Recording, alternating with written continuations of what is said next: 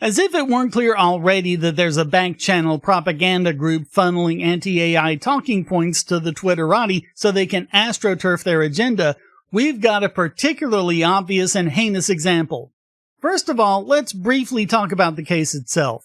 Stephen Thaler is the inventor of AI systems, including Creativity Machine.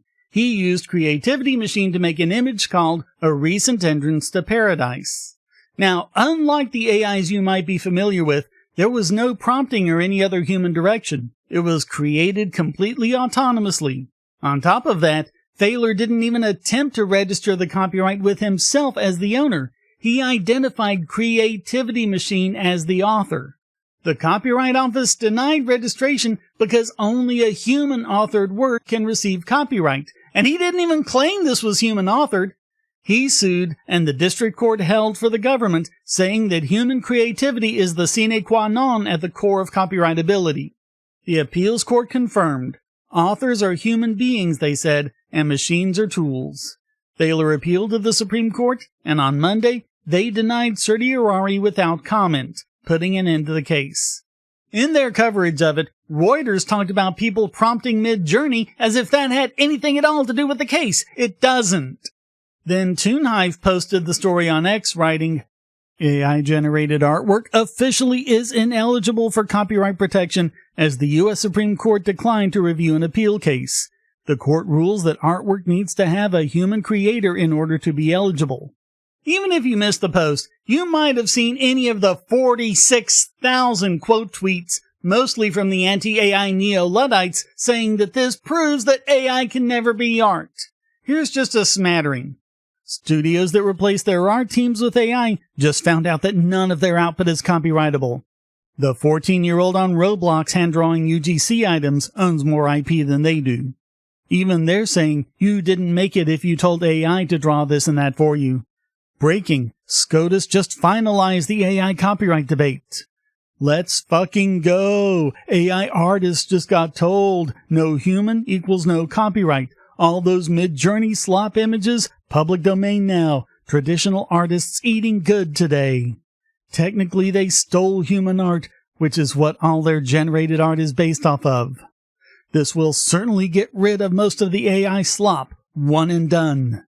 Ha ha ha, your prompts are meaningless, you slop-producing degenerates. AI artists in shambles right now. That was one of many phrases that were repeated verbatim. Supreme Court was like, if you need your work copyrighted, you need to make it yourself, but not through AI, and that's great. Will continue to be ineligible for copyright protection under U.S. law. This is welcome news for musicians. AI-generated artwork is officially ineligible for copyright protection after the U.S. Supreme Court declined to hear an appeal. Good news, all AI-generated material is, by default, public domain. A particularly large brickbat needs to be thrown at the Moonlight Warrior, who tweeted, I don't think people understand just how massive of a win this is in the fight against AI. Without a copyright protection, the art itself is worthless. So I guess the Mona Lisa is worthless because copyrights didn't exist in Da Vinci's day?